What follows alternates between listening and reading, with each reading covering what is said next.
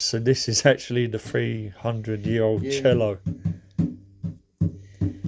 Good grief. It's got so much resonance to it. That's just amazing, yeah.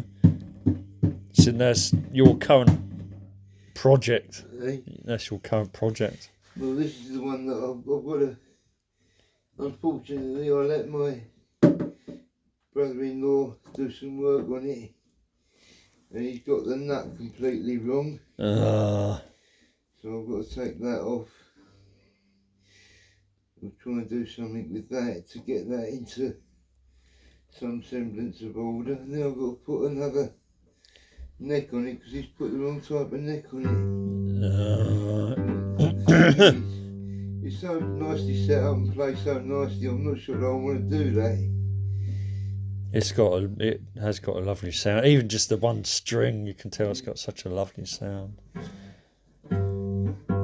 Well, I did actually had it all set up, 4 strings on it and everything. Yeah. And a friend of mine who's a cellist with the London Symphony Orchestra, she came over. She brought one of her cellos over that she'd got damaged. Yeah. And she said, like, did I have a cello she could borrow? And I lent her this. Yeah. And like when she brought it back, she said, well, how much do you want for it? Yeah. I said, it's not for sale. I said, this is the cello that I've bought done for myself.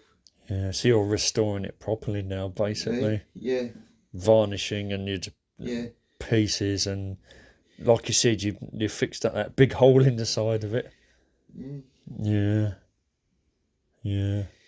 It really is the most beautiful cello I've got. Yeah. Amazing, yeah. But to think that you patched up that hole in it is just incredible. To me, that's incredible. Because it can't be easy to follow the shape and form of a cello and the actual wood. I've got one. Yeah. It's a half size, made by the same guy that made this one. Yeah. And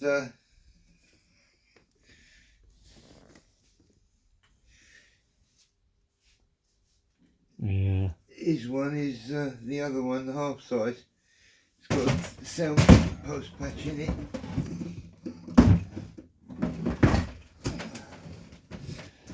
No, it'll be amazing to see what it's like when you've finished restoring it and what it sounds like. I'm expecting it to be fantastic, really. As soon as I put a string on it and twanged it, I thought to myself, that's not an ordinary cello. That's none of your usual. Yeah. No, not at all. I just knew I had been given something very, very special.